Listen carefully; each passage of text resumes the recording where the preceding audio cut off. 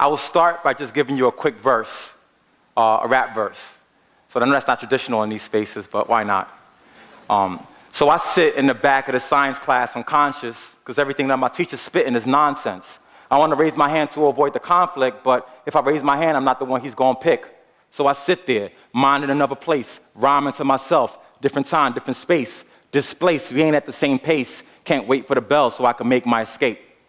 And that rap was my interpretation of the experiences of a young man in a classroom in the Bronx who wanted to engage in the classroom and just could not find the opportunity to do so given the stifling structures of the classroom.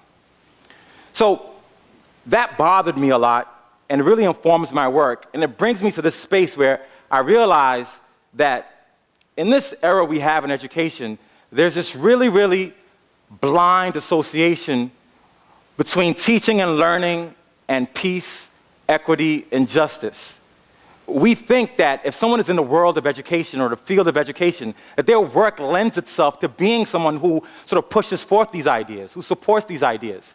I mean, after all, we've all seen the images of, a white middle-class teacher in an inner-city school, sort of covered down over the students and looking at them in their eyes, and they're looking back, and they're reciting their alphabets. That moment, that space just looks like it's moving towards peace, equity, and justice. It makes us happy. And in the world of education, there are a bunch of really transformative and powerful words. I actually just used one, transformative. These words that become littered across the educational landscape. So we say things like transformative, powerful, multicultural, progressive, focusing on equity. We use all these terms to describe the little practices that occur in classrooms every day because in some way, by using those powerful words, we can sort of let people believe that we are moving towards peace and justice.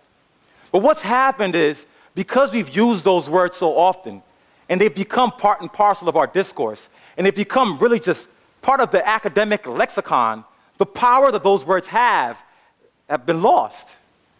An idea like multicultural, that can mean bringing all sorts of cultures in the classroom, have kids express their voices and their opinions depending on what their backgrounds are, has become, have everybody's flag represented.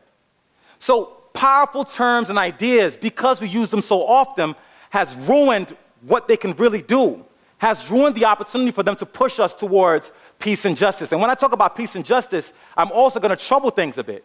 I'm going to talk about how in classrooms we don't see peace and justice.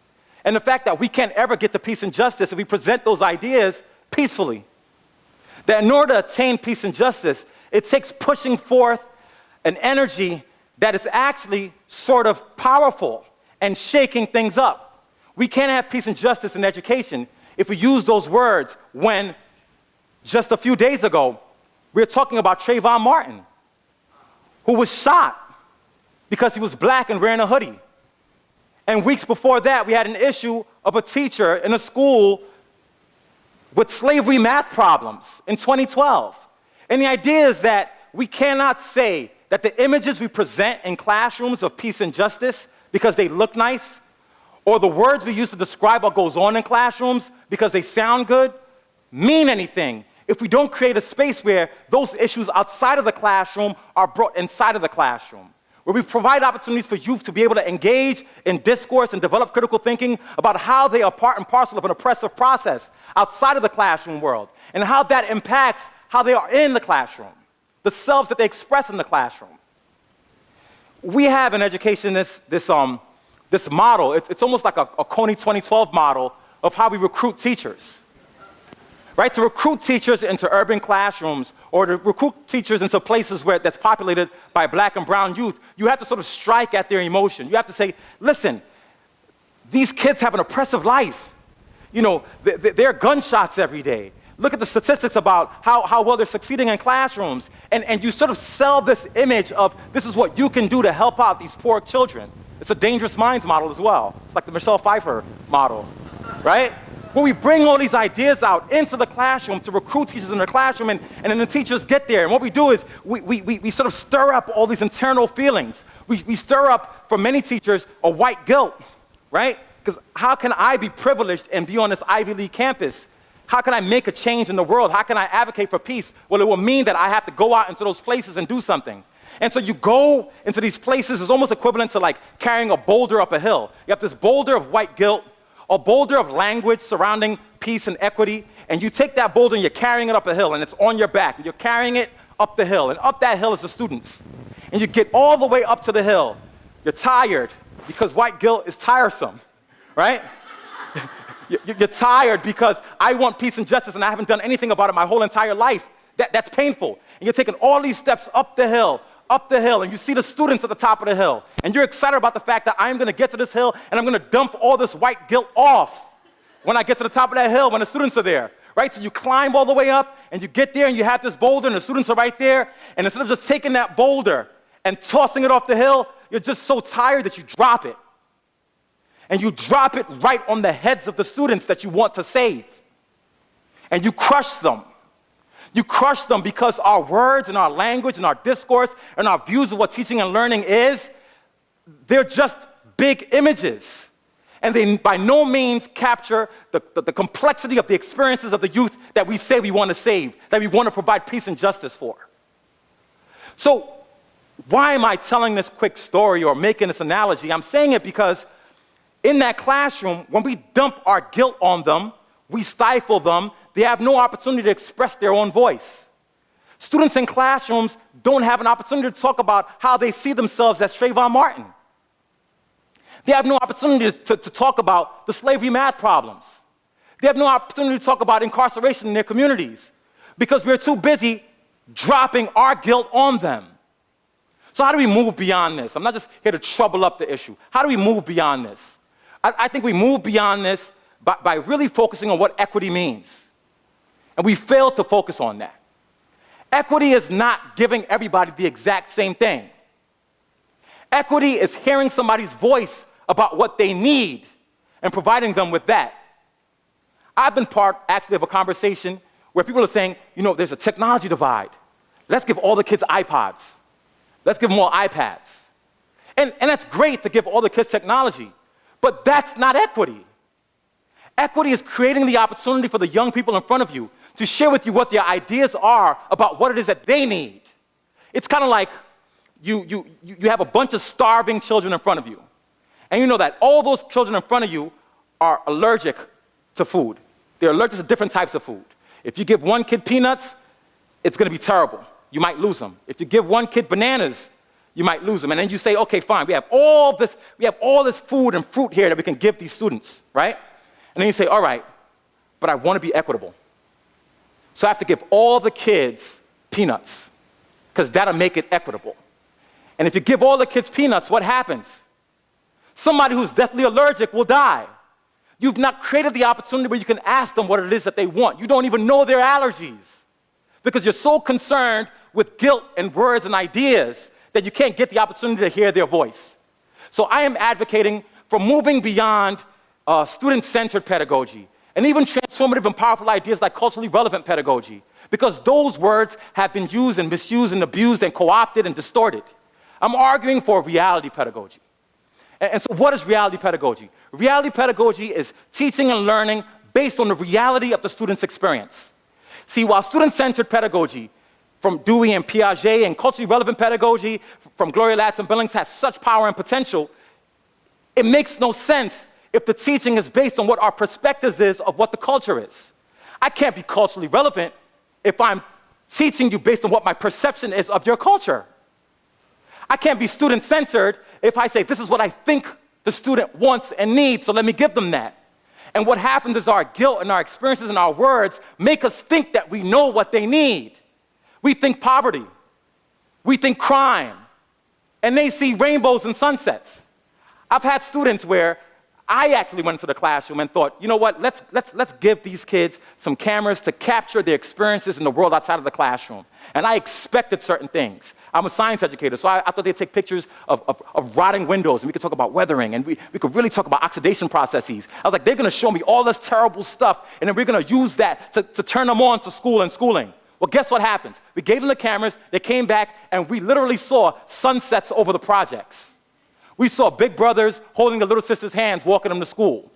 We saw the matriarchs in the community telling stories. We saw all these images of beautiful and powerful and exciting things, and that's how youth see their lives. but we come there to teach them thinking of it as oppressive.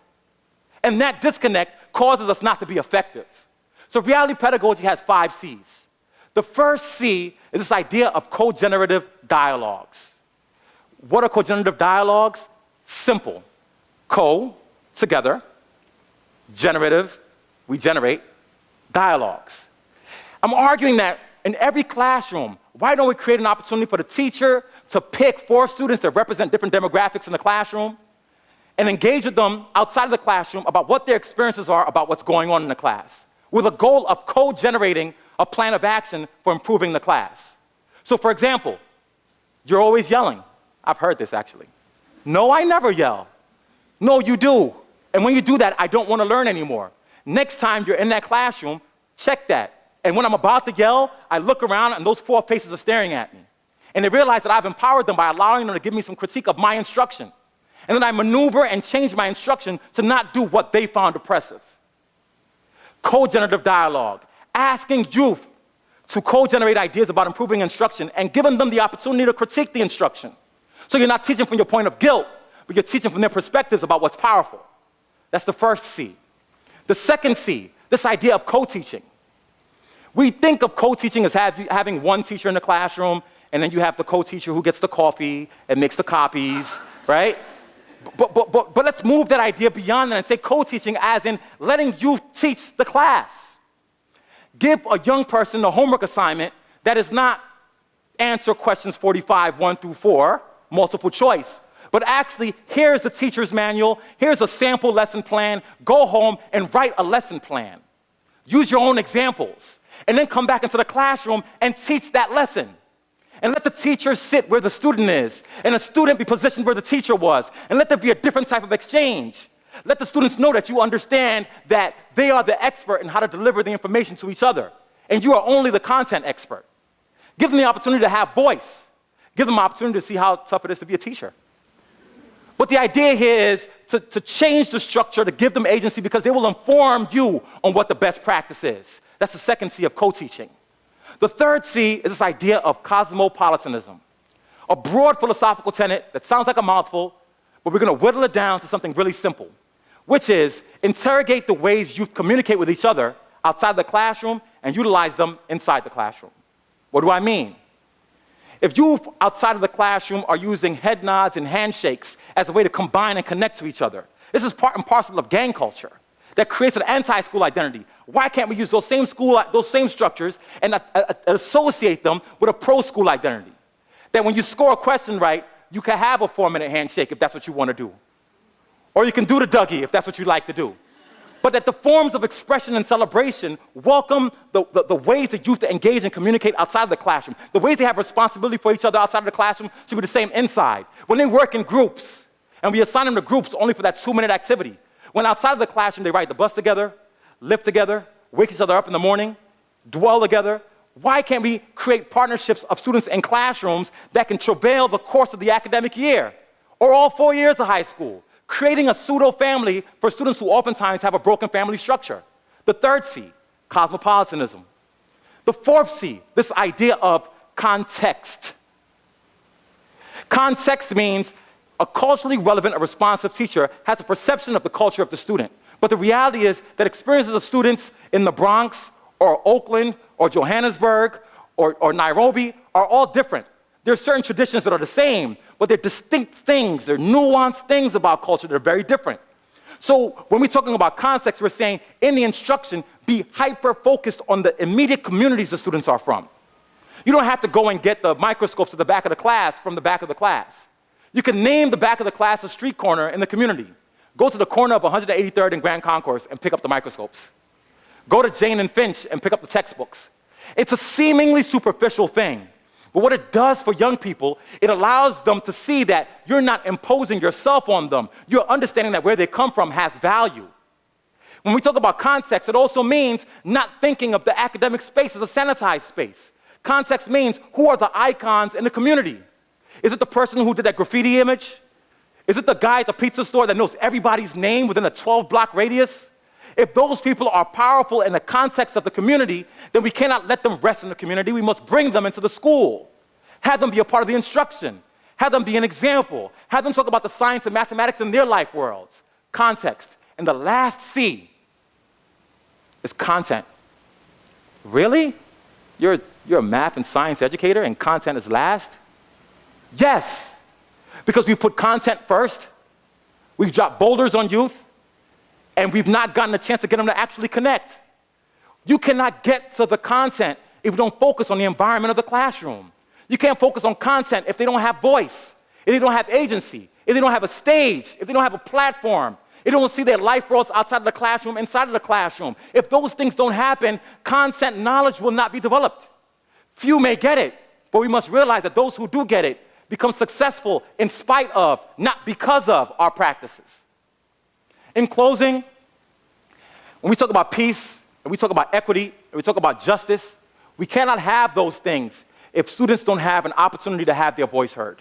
We cannot have those things if we are so laden with our guilt that we're wondering about being responsive in every single moment based on a false perception of what the kids are.